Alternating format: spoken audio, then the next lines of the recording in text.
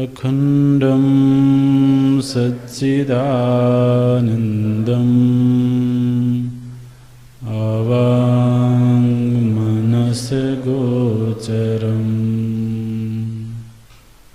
आत्मानम् अखिलाधारम्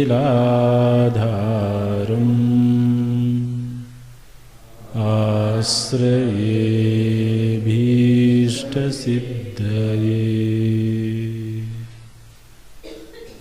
अर्थतोऽप्यद्वयानन्दा अतीतद्वैतभानतः गुरुनाराध्य वेदान्त सारं वक्ष्ये यथामति सारं वक्ष्ये यथामति।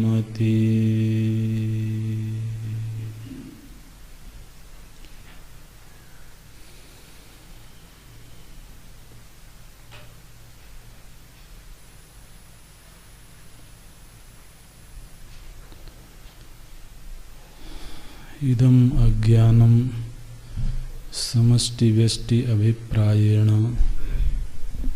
एकम अनेकम इति च व्यवह्रियते। तथा ही यथा वृक्षाणां समष्ट्यभिप्रायेण वनमित्येकत्वव्यपदेशः यथा वा जलानां समष्ट्यभिप्रायेण जलाशय इति। तथा नानात्वेन प्रतिभासमानानां जीवगताज्ञानानां समष्ट्यभिप्रायेण तदेकत्वव्यपदेशः अजामेकाम् इत्यादि श्रुतेः। इयं समष्टिरुत्कृष्टोपाधितया विशुद्धसत्त्वप्रधाना एतदुपहितं चैतन्यं सर्वज्ञत्व सर्वेश्वरत्व सर्वनियन्त्रित्वादिगुणकम् अव्यक्तम् अंतर्यामी जगत्कारणमीश्वरः इति च व्यपदिश्यते। सकलाज्ञानावभासकत्वात् यः सर्वज्ञः सर्वविद् इति श्रुतेः। ईश्वरस्येयं समष्टिरखिलकारणत्वात् कारणशरीरमानन्दप्रचुरत्वात् कोशवदाच्छादकत्वाच्चानन्दमयकोशः सर्वोपरमत्वात् सुषुप्तिरतः एव स्थूलसूक्ष्मप्रपञ्चलयस्थानम् इति च उच्यते। सो अज्ञान की जो समष्टि रूप उपाधि है वह अत्यंत उत्कृष्ट उपाधि है, विशुद्ध सत्व प्रधान उपाधि है। इसीलिए इस उपाधि के संदर्भ में चेतन तत्व सर्वज्ञ सर्वेश्वर सर्वनियंता के रूप में उपलब्ध होता है। यद्यपि इस रूप में भी वह अव्यक्त है, वह ईश्वर जगत पर शासन करता है लेकिन दिखता नहीं है। वह सब कुछ जानता है लेकिन कैसे जानता है वो दिखता नहीं है। उसके निर्देश में समस्त पिंड क्रियाशील हैं, नियम निबद्ध हैं, किंतु वो दिखता नहीं है। इसलिए अव्यक्तम, अव्यक्त रहते हुए ही इंद्रियों का विषय बने बिना उसकी उपस्थिति सर्वत्र है, सर्वकाल में है, सर्व वस्तु में है। जीव जब परमात्मा के इस रूप का चिंतन करता है तो उसका समर्पण बढ़ जाता है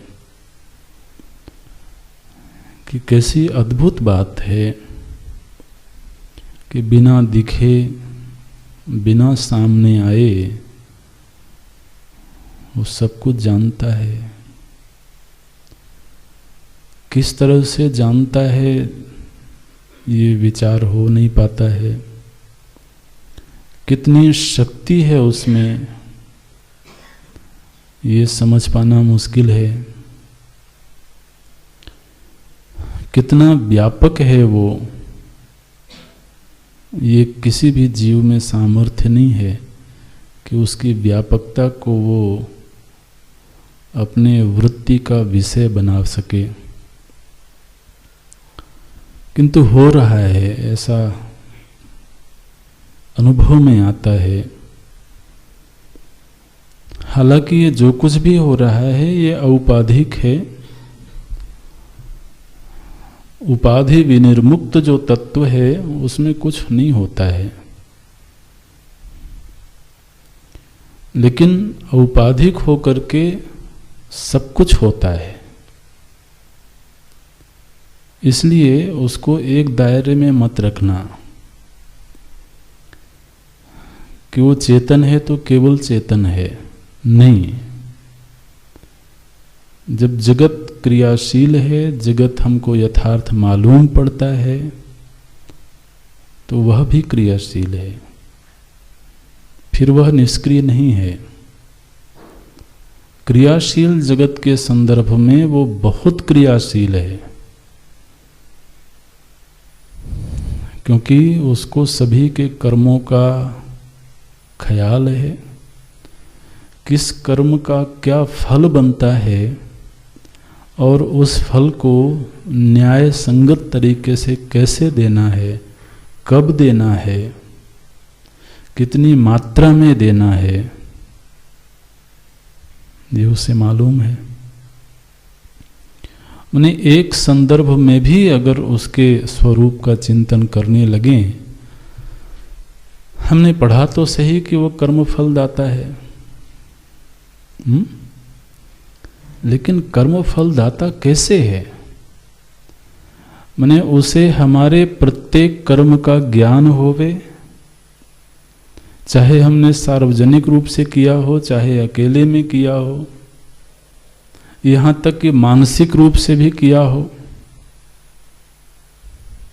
आखिर हम उसकी स्मृति करते हैं, मानसिक रूप से करते हैं।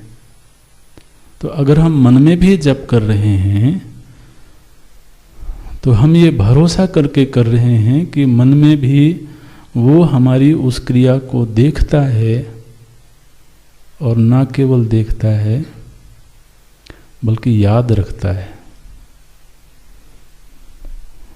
आप जरा सोचो उसकी स्मरण शक्ति कितनी होनी चाहिए।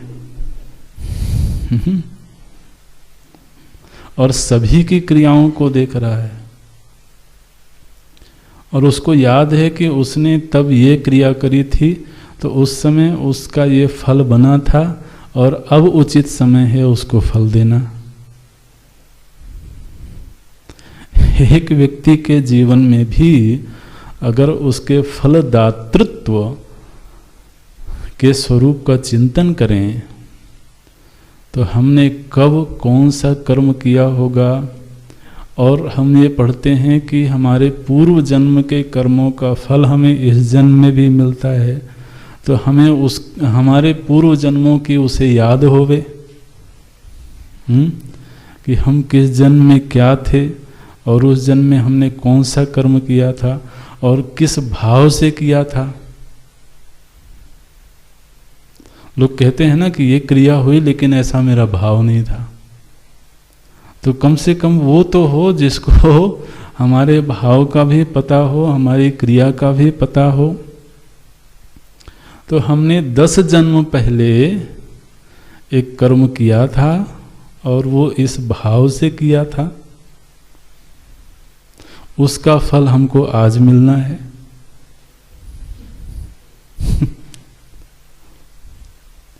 कुछ उसकी महानता समझ में आती है।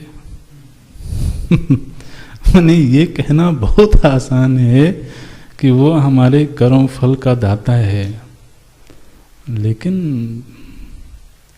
किस तरीके से दाता है ये समझना तो बुद्धि के सामर्थ्य की बात नहीं है। लोगों ने कोशिश बहुत करी है और कोशिश करना चाहिए। कोशिश करने का फल ये होता है कि जब उसकी इस अनंतता का ज्ञान होता है तो व्यक्ति के अंदर भक्ति बढ़ जाती है।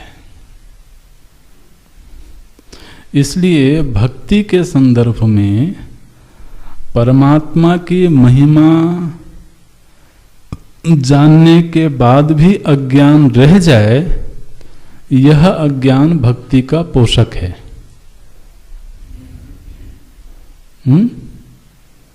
फिर से बोले, भगवान की महिमा को जानने का प्रयत्न करे और प्रयत्न करते करते पूरी तरीके से नहीं जान पावे, बहुत कुछ अनजाना रह जाए, तो ये जो अनजानापना है, ये जो अज्ञान है, ये भक्ति का पोषक है।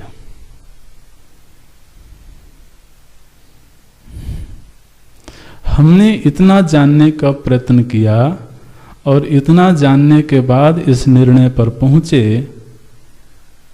कि हमने बहुत थोड़ा सा जाना है, अभी अनजाना हिस्सा बहुत है।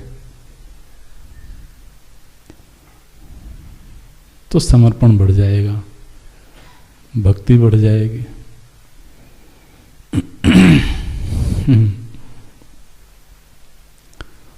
ये दशा है। तो आप देखिए, हम दूसरे को छोड़ दें, अपने ही जीवन से उसको जोड़ के देखें कि मेरे अनादिकालीन इस जीवन यात्रा में वो हमेशा मेरे साथ था, मेरे हर क्रिया को उसने देखा है, जाना है और याद रख रहा है, और जिस समय जो क्रिया फलीभूत होनी है वो फल को लेकर के आता है हमारे पास में, वो लेकर के आता है और कहता है कि देखो अब इसको भोगो। भगवान ने ये बात कही है, ये केवल ख्याल नहीं है।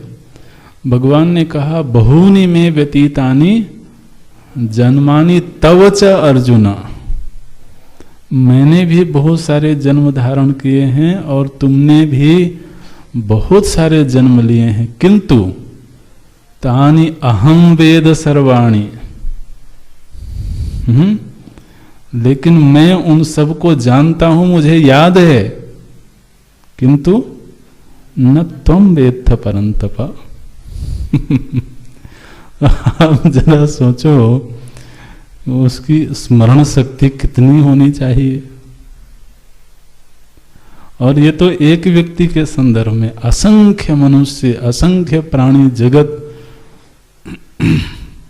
और किसी के साथ आज तक कोई अन्याय नहीं हुआ, सभी को उसके कर्मों के अनुसार उचित फल मिला, मिल रहा है, मिलता रहेगा। तो जीवों के संदर्भ में, जीवों के कर्म के संदर्भ में, जगत के संदर्भ में वो बहुत क्रियाशील है। ये जीवों ने इतने तरह के कर्म किए कि उनको लगा कि अब इनके कर्मों का फल देने के लिए एक ही लोक पर्याप्त नहीं होगा, तो 14 लोक बनाए। 14 लोक क्यों बनाए? उसको क्या कोई खुजली हुई थी कि उसने उसके मन में ख्याल आया कि 14 लोक बना देते हैं? वो 14 लोक बनाए इसलिए क्योंकि मनुष्यों के इतने विविध कर्म हैं, इतने विचित्र कर्म हैं कि समस्त कर्मों का फल केवल यह लोक नहीं दे सकता है। किसी ने बहुत दिव्य कर्म किए हैं, बहुत शुभ कर्म किए हैं, तो उनके फल के रूप में जो दिव्य भोग मिलने चाहिए वो दिव्य भोग पृथ्वी पर नहीं मिल सकते हैं, तो उसने देवलोक बनाए। किसी मनुष्य ने इतना दुष्कर्म किया, इतना जघन्य कर्म किया कि उन जघन्य कर्मों का फल देने की सामर्थ्य इस जगत में नहीं है, इस धरती में नहीं है, लेकिन उनका फल उसको चाहिए, भोग चाहिए। माने मनुष्य के शरीर की सामर्थ्य कितनी है? एक जोर का झटका लग जाए महाराज तो आदमी बेहोश।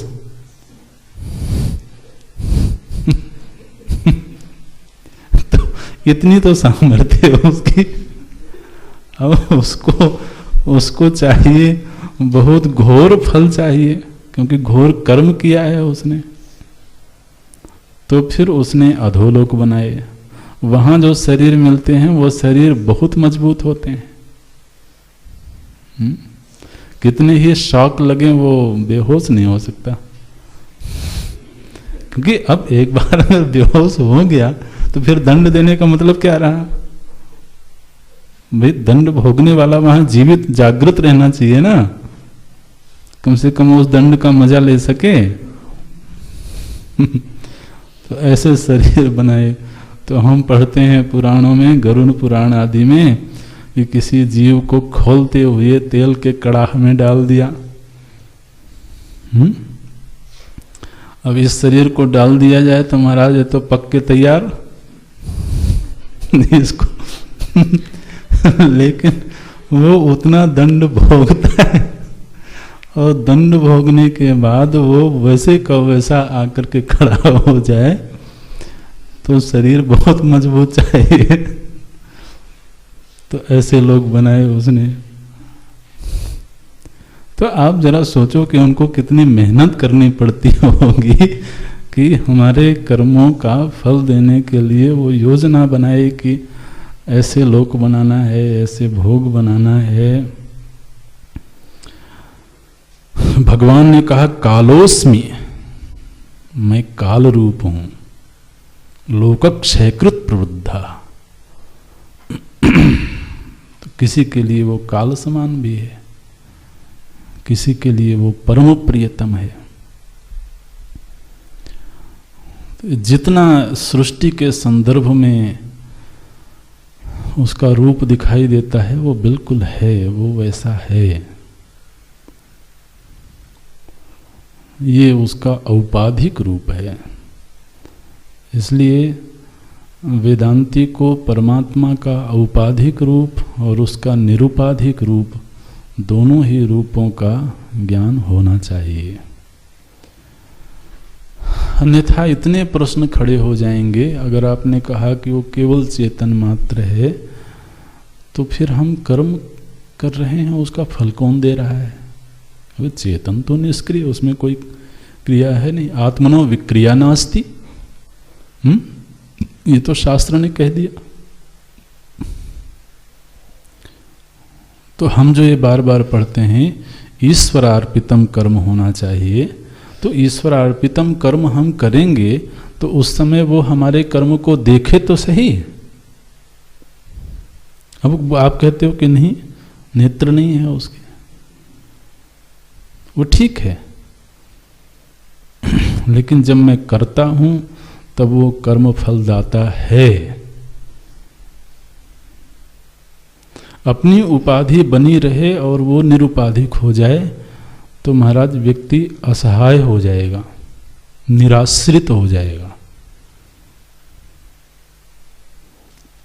ठीक है, आप कहो कि मुझे श्वास तो चाहिए, मुझे प्राण शक्ति तो चाहिए, लेकिन बाहर वायु है नहीं, तो वायु के अभाव में व्यक्ति की श्वसन क्रिया चल नहीं सकती है। हमारा ये जीवन चल रहा है, सहजता से चल रहा है, ऐसे ही नहीं चल रहा है। उचित समय पर हमें कर्म का फल मिलता है। हम प्रेयर करते हैं, प्रार्थना करते हैं तो उसको रिस्पॉन्ड किया जाता है, उसको सुना जाता है, तो सब कुछ करता है। ये उसका औपाधिक रूप है। यदि मैं उपाधि से संलिप्त हूं तो फिर वो निरुपाधिक नहीं हो सकता है। तत्वतः निरुपाधिक है और मैं भी हूं, लेकिन जब मैं सोपाधिक हूं तो फिर वो सोपाधिक है।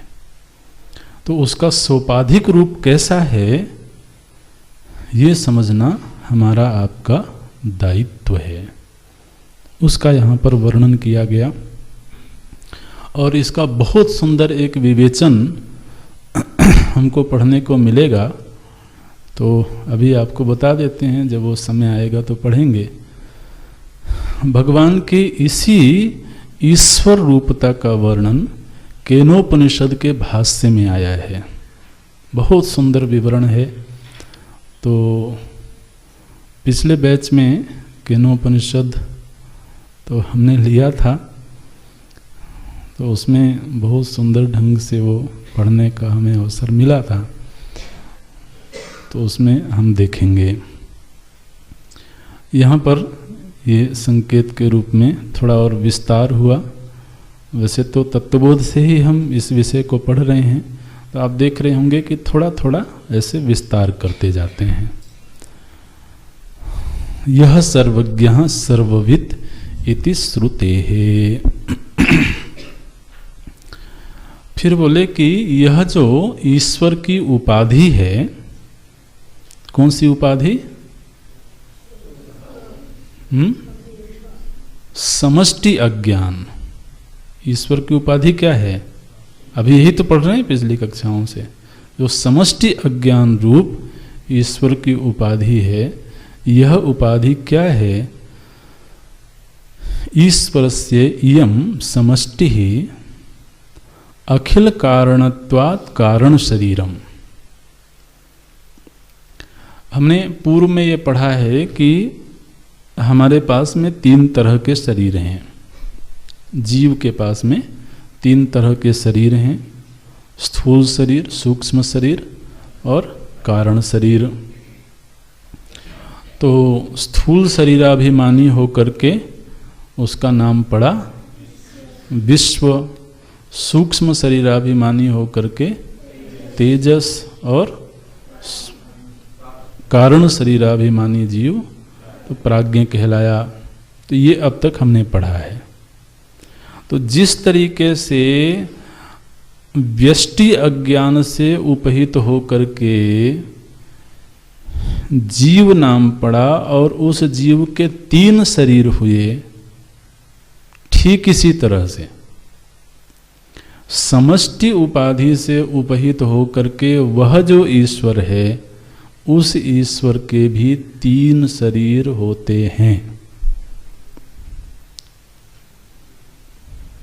ठीक है ना? ये पहले मूल बात को समझना, तो उसका विवरण आगे किया जाएगा। अभी तक हमने केवल जीव के संदर्भ में ये बात पढ़ी। ये जीव के 3 शरीर हैं। उन 3 शरीरों में से जो 2 शरीर हैं वो सत्कर्मजन्य हैं, और जो कारण शरीर है वो अज्ञान रूप है। ये पढ़ा हमने। तो आगे के दोनों शरीरों का कारण होने के नाते उसको कारण शरीर कहा गया। वह कारण शरीर क्या है?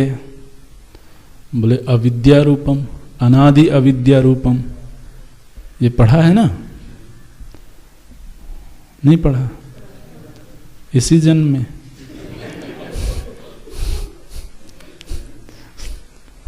नहीं भाई, कुछ चीजें पूर्व जन्म की भी हो सकती हैं। तो तत्वबोध में हमने पढ़ा कि वह जो कारण शरीर है, अनिर्वचनीय अनादि अविद्या रूपम सत्स्वरूपा ज्ञानम शरीरद्वयस्य कारण मात्रम, ये सब पढ़ा है। अरे याद नहीं है तब भी कम से कम सिर तो हिला ही दो कि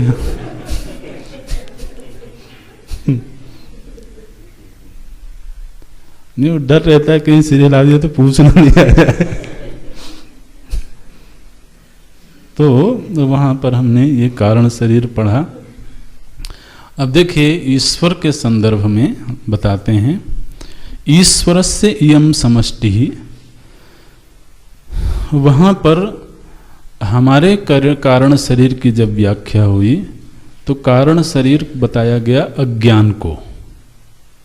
मुख्य रूप से अज्ञान को कारण शरीर कहा गया। वो अज्ञान कैसा है? व्यष्टि अज्ञान है। वहां पर व्यष्टि शब्द का प्रयोग नहीं हुआ था। अब इस परिप्रेक्ष्य में आप कहें कि जो हमारा कारण शरीर है, वह कारण शरीर कौन सा है? बोले व्यष्टि अज्ञान। और वह व्यष्टि अज्ञान अनेक है। ठीक है? अनेकत्व व्यपदेशः। अच्छा, ठीक इसी तरह से जो समष्टि अज्ञान है, वह समष्टि अज्ञान इस समष्टि जगत का कारण शरीर है। ठीक। जो व्यष्टि अज्ञान है वो हमारे व्यक्तिगत शरीरों का, मतलब सूक्ष्म और स्थूल शरीरों का कारण है, इसलिए कारण शरीर है। ठीक इसी तरह से जो समष्टि अज्ञान है वह समष्टि जगत का कारण शरीर है। तो देखिए क्या बोलते हैं, समष्टि इयम समष्टि ही, इयम समष्टि मतलब यह जो समष्टि अज्ञान जिसकी चर्चा अभी हो रही है, यह समष्टि अज्ञान कैसा है, बोले अखिल कारणत्वात्। अखिल माने समग्र जगत का यह कारण है। माने इस समष्टि अज्ञान से ही यह स्थूल सूक्ष्म प्रपंच पैदा हुआ है, उत्पन्न हुआ है। ये आपको कठिन पड़ रहा है? अरे भाई वो तो हमने पहले भी पढ़ा है ना कि माया से ही सृष्टि हुई है, तो उसी को यहां पर समष्टि अज्ञान कहा गया। तो इयम समष्टि ही, यही जो समष्टि अज्ञान है, ये समष्टि अज्ञान समूची सृष्टि का कारण होने के नाते क्या बोल रहे हैं, समष्टि ही अखिल कारणत्वात् कारण शरीरम। तो इस जगत का कारण शरीर क्या है, समष्टि अज्ञान। और इस शरीर का कारण शरीर क्या है, व्यष्टि, व्यष्टि अज्ञान। और अज्ञान अनादि होता है, तो जो समष्टि अज्ञान है वह भी अनादि है, और यह जो व्यष्टि अज्ञान है यह भी अनादि है। तो कारणत्वात् कारण शरीरम हेतु दिया गया। तो ये जो स्थूल प्रपंच हमें दिख रहा है, इस स्थूल शरीर का, ये तो हमको स्थूल शरीर है विराट का, जो जगत हमें प्रत्यक्ष दिख रहा है, ये जगत क्या है, ये स्थूल शरीर है। इसके पीछे एक सूक्ष्म शरीर भी है, और उसके पीछे एक कारण शरीर भी है। जैसे अभी आप हमारा शरीर देख रहे हो, हम आपका शरीर देख रहे हैं, तो कौन सा शरीर देख रहे हैं, स्थूल शरीर। लेकिन उस स्थूल शरीर के पीछे एक सूक्ष्म शरीर भी है, है कि नहीं? होना ही चाहिए। तो आंखों के पीछे नेत्र इंद्रिय है, आंख तो गोलक है, तो उसके पीछे एक सूक्ष्म शरीर है, और सूक्ष्म शरीर के पीछे कारण शरीर है जो अज्ञान रूप है। ठीक इसी तरह से ये जो हमें समूची सृष्टि दिख रही है, जगत दिख रहा है, ये जगत क्या है, बोले ये समष्टि स्थूल शरीर है।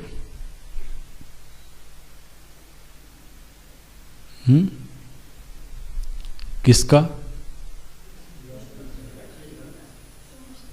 ईश्वर का।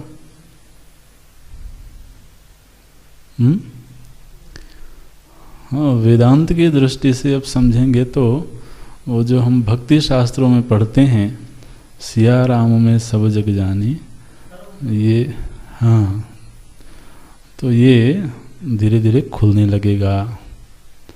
तो जगत क्या है, बोले महाराज ये हमारे उस प्रभु का स्थूल शरीर है।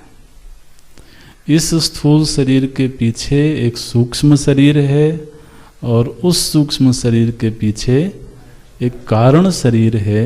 वह कारण शरीर समष्टि अज्ञान है। तो अपनी ही उपमा बना करके, इसलिए पूर्व के शास्त्रों में देखो, शास्त्रों का चुनाव जो किया जाता है वो बहुत ही विचारपूर्ण तरीके से किया जाता है। अब ये ईश्वर के संदर्भ में जो प्रकरण पढ़ रहे हैं, इस प्रकरण को पढ़ना आसान हो जाता है जबकि हमने जीव के शरीरों के विषय में पढ़ लिया हो। तो पूर्व के ग्रंथों में हम केवल इतना पढ़ा हमने कि हमारे 3 शरीर हैं, 3 शरीरों की ये प्रकृतियां हैं और इन शरीरों से अभिमान करके चेतन के ये नाम हैं। तो जिस तरह से इन 3 शरीरों से अभिमान करके हमारे 3 नाम हो गए, विश्व, तेजस, प्राज्ञ, ठीक इसी तरह से वही चेतन जब समष्टि अज्ञान से उपहित हुआ तो उसके भी 3 शरीर हुए और 3 शरीरों के आधार पर उसके 3 नाम हुए। तो ये प्रकरण यहाँ धीरे धीरे उठा रहे हैं। वहाँ पर जो शुरू हुआ था वो स्थूल शरीर की व्याख्या से शुरू हुआ था, यहाँ पर क्रम बदल दिया गया। यहाँ पर पहले कारण शरीर से व्याख्या शुरू करते हैं। तो कारण शरीर मूलतः क्या है तो बता दिया गया, वो समष्टि अज्ञान है। उस समष्टि अज्ञान से फिर आगे की पूरी सृष्टि परंपरा है। तो वही समष्टि अज्ञान अखिल का कारण बनता है, इसलिए उसको कहा गया कारण शरीरम। फिर आनंद प्रचुरत्वात् कोशवत् आच्छादकत्वाच्च आनंदमय कोशः, जिसको हमने शरीरत्रय के संदर्भ में, पूर्व के ग्रंथों को याद रखना बहुत जरूरी है, तो इसलिए बीच बीच में उनको दोहराते रहना चाहिए, अन्यथा वो विषय अगर छूट गए तो फिर थोड़ा मुश्किल हो जाएगा। तो जब शरीरत्रय का प्रसंग था तब हमने पढ़ा था कि यह जो अज्ञान है यह कारण शरीर है, और जब पंच कोशों का संदर्भ चल रहा था तब इसी को कहा गया था आनंदमय कोश, कहा गया था ना, प्रियादि वृत्ति सहितम। हाँ, तो जो कारण रूप है, जो कारण शरीर है, उसी को कहा गया कि वह आनंदमय कोश है। अब यहाँ पर जब समष्टि का प्रकरण आया तो यहाँ शरीर और कोश को साथ साथ में लेके चलते हैं। तो 2 शरीरों का कारण होने के नाते वो कारण शरीर है, समष्टि का कारण शरीर है, और बोलते हैं आनंद प्रचुरत्वात्। वहां पर आनंद की प्रचुरता है, आनंद रूपता नहीं। फिर से उन प्रसंगों को याद करना। आनंदमय कोश के संदर्भ में बात कही गई थी कि यहां आनंद रूप नहीं है, आनंद की प्रचुरता है।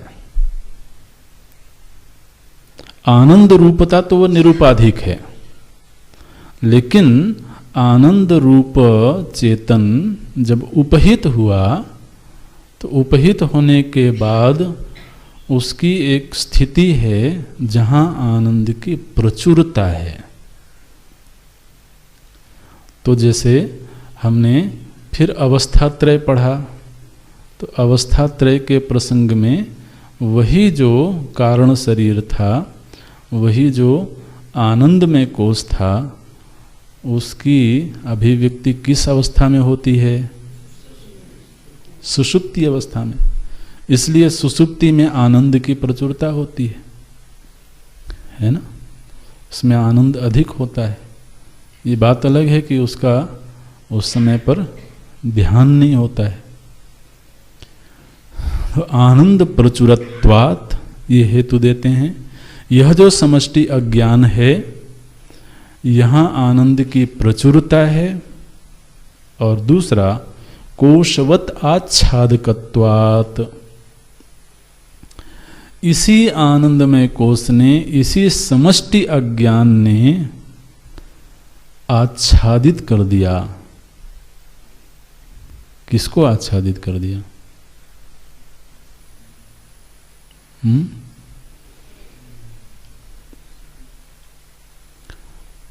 चेतन को आच्छादित कर दिया। आखिर हमारे भीतर के दृष्टा को आच्छादित किसने किया हुआ है? हमारे भीतर के अज्ञान ने ही किया हुआ है ना। इसी तरह से जो समष्टि अज्ञान है, इसने उस ब्रह्म को आच्छादित कर रखा है। आप अभी पूर्व पठित ग्रंथ के संदर्भ में क्या शब्द बोलेंगे? आवरण शक्ति। आवरण शक्ति पढ़ा है? तो ये आवरण शक्ति है। समष्टि अज्ञान ही उस ब्रह्म की आवरण शक्ति है। तो इस समष्टि अज्ञान ने उस ब्रह्म को महाराज आच्छादित कर दिया। कोश का अर्थ होता है जो छिपा दे, है ना। कोश जैसे तो संदूक होती है, संदूक ने किसी वस्तु को छिपा लिया, या म्यान है तो उसने तलवार को छिपा लिया। ठीक इसी तरह से ये जो समष्टि अज्ञान है, इसने महाराज ब्रह्म को छिपा लिया है।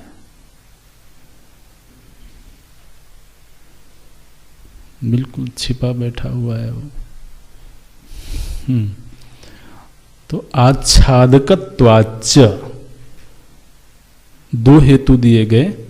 आनंद प्रचुरता है वहां पर, और दूसरा उसमें आच्छादकत्व है। तो इसलिए इन दोनों ही हेतुओं को सामने रख करके इसी समष्टि अज्ञान का एक नाम पड़ा आनंदमय कोश। आनंद की प्रचुरता होने से आनंदमय, और आच्छादक होने के नाते कोश। तो देखिए, आप उन पंक्तियों को भी बिल्कुल ध्यान में रखेंगे तो उसको कारण शरीर कहा गया। क्यों सा कारण शरीर कहा गया? क्योंकि वो स्थूल और सूक्ष्म का कारण है, उससे दोनों ही सृष्टियां हुई, इसलिए वो कारण शरीर है।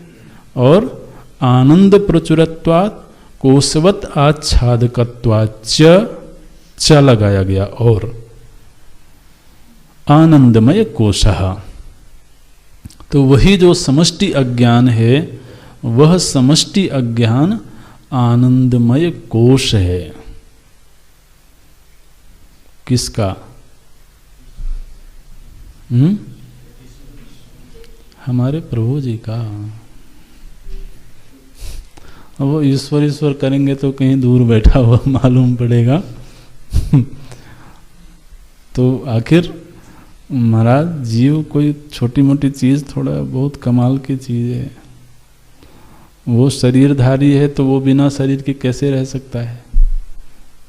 अगर मैं शरीरधारी हूँ और मेरा प्रभु बिना शरीर के रहे, ये तो कुछ संगति बनेगी नहीं। तो फिर वो भी शरीरवान होना चाहिए। तो हमारा शरीर व्यष्टि है, उसका शरीर समष्टि है। तो हमारे शरीर की व्याख्या तो हो गई, तो अब उसके शरीर को कैसे छोड़ दें? उनकी भी व्याख्या होनी चाहिए। तो इस ग्रंथ में आचार्य ने उनके शरीर की व्याख्या करी है। तो सबसे पहले जो कारण शरीर है उसकी व्याख्या हुई। अब ये पंक्तियां आपको खुल गई होंगे। ईश्वरस्य इयं समष्टिः अखिल कारणत्वात् कारण शरीरम। कारण शरीरम कस्य? ईश्वरस्य। ईश्वरस्य पहले आया है। ईश्वर का कारण शरीर। ईश्वर का कारण शरीर क्या है? बोले यह समष्टि अज्ञान। तो इयं समष्टि। अब शब्दों को आप आगे पीछे करके अन्वय कर सकते हैं। तो ये तो संस्कृत ऐसे है कि संस्कृत में जो गद्य होता है उस गद्य का भी अन्वय करना पड़ता है कई बार। नहीं तो कौन शब्द किससे जुड़ा हुआ है ये कई बार समझ में नहीं आता।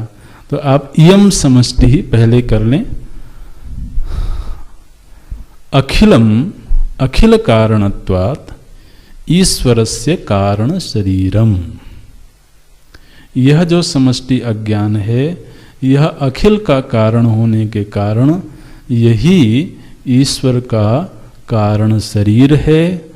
और आनंद की प्रचुरता होने के नाते कोशवद आच्छक आच्छादकत्वात् यही अज्ञान, समष्टि अज्ञान, ईश्वर का आनंदमय कोश है। आनंदमय कोशः। तो शरीर के संदर्भ में व्याख्या हो गई, कोश के संदर्भ में व्याख्या हो गई, और तीसरा संदर्भ क्या था? अवस्था। आत्मा कह जब हम लोगों ने विचार किया था उसमें 4 लक्षण आए थे ना, तो उसमें एक लक्षण कोश के संदर्भ में, दूसरा शरीर के संदर्भ में, और तीसरा अवस्था के संदर्भ में। वो तीनों ही संदर्भों को यहाँ पर इकट्ठा ही प्रस्तुत करते हैं। तो शरीर के संदर्भ में यह कारण शरीर है, कोश के संदर्भ में यह आनंदमय कोश है, और अब अवस्था का बता रहे हैं। सर्व उपरमत्वात्, यह जो समष्टि अज्ञान है, इसमें समूची सृष्टि जब जाकर के उपराम हो जाती है, सो जाती है, तो आप समझते हैं कि जब प्रभु जी सो जाते हैं तो क्या होता है?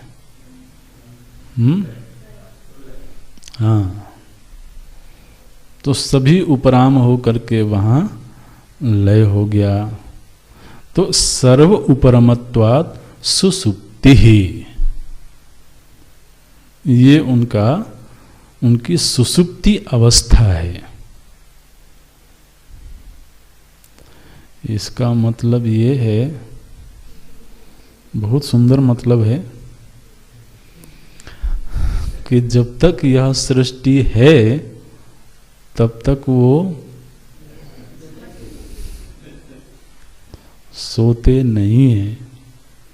यही हुआ ना मतलब। जब तक यह सृष्टि है, वर्तमान है, तब तक वो सोते नहीं है महाराज। वो सो गए माने क्या हुआ? प्रलय हो गई। तो ये तो आनंद आ गया फिर तो। ये हमारे प्रभु चाहे भले हम सो जाएं, वो नहीं सोते हैं। सर्वोपरमत्वा सुसुप्ति अतएव स्थूल सूक्ष्म प्रपंच लयस्थानम इति च उच्यते। इसलिए बोलते हैं कि वह जो उनका समष्टि अज्ञान है, जो उनकी सुसुप्ति अवस्था है, उसमें स्थूल सूक्ष्म प्रपंच का लय हो जाता है। वो स्थूल और सूक्ष्म प्रपंच का लय स्थान है, इसलिए वो समष्टि की सुसुप्ति अवस्था है। तो ये हमने देखा अभी, एक तो समष्टि अज्ञान, वह समष्टि अज्ञान एक है, व्यष्टि के संदर्भ में अनेक है। वह जो एक समष्टि अज्ञान है, उससे उपहित होकर के चेतन तत्व ईश्वर कहलाता है। चेतन की प्रधानता से जब उसको देखते हैं तो वह सर्वज्ञ, सर्वनियंता, सर्वेश्वर, अंतर्यामी आदि के रूप में उपलब्ध होता है। और जब उपाधि की प्रधानता से देखते हैं तो वह समूची सृष्टि का कारण है। समूची सृष्टि उसी में जाकर के लीन हो जाती है। ये उपाधि का धर्म है। तो समष्टि अज्ञान रूप जो उपाधि है, वह समष्टि अज्ञान रूप उपाधि तो समष्टि का कारण शरीर है, समष्टि का आनंदमय कोश है, और समष्टि का लय स्थान है, माने सुसुप्ति अवस्था है। तो ये यहाँ पर एक संदर्भ पूरा करते हैं। आगे थोड़ा सा विषय तो मुख्य रूप से वही चल रहा है, लेकिन थोड़ा सा बदलाव है। अभी पाठ करते हैं, फिर चर्चा होगी तो होगी, नहीं अगली कक्षा में देखेंगे, आप दोहराएंगे। यथा वनस्य व्यष्टि अभिप्रायेण वृक्षा इति अनेकत्वव्यपदेशः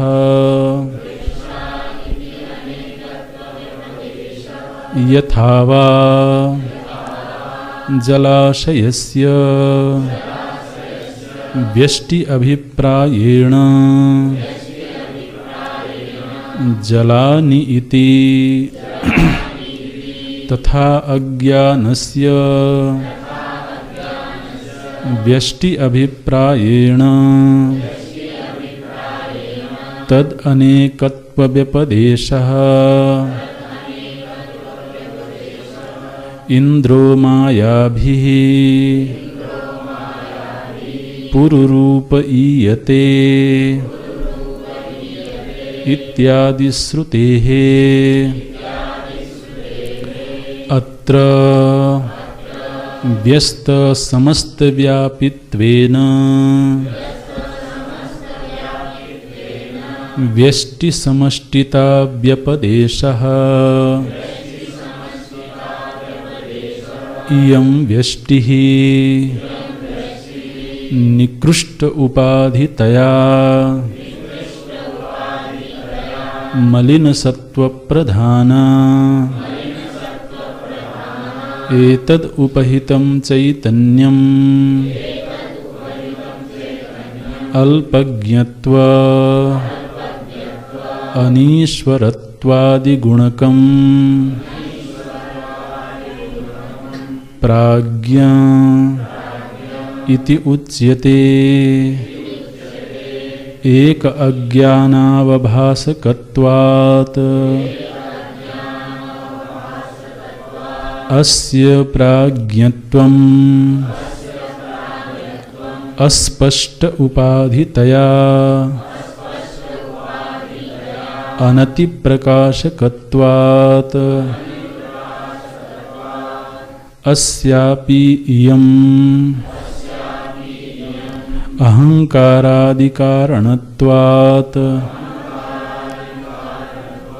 कारणशरीरम् आनंदप्रचुरत्वात् कोशवद आच्छादकत्वाच्च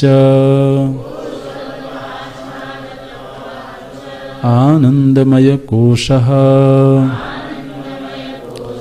सर्व उपरमत्वात् सुषुप्तिः अतएव स्थूल सूक्ष्म शरीर प्रपंचलय स्थानम्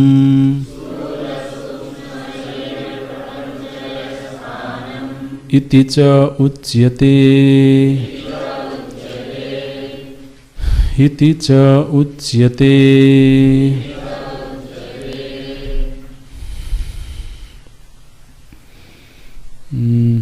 प्रवेश करें,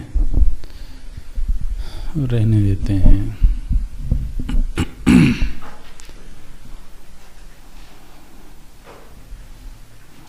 ओम पूर्णमदः पूर्णमिदं पूर्णात् पूर्णमुदच्यते पूर्णस्य पूर्णमादाय पूर्णमेवावशिष्यते।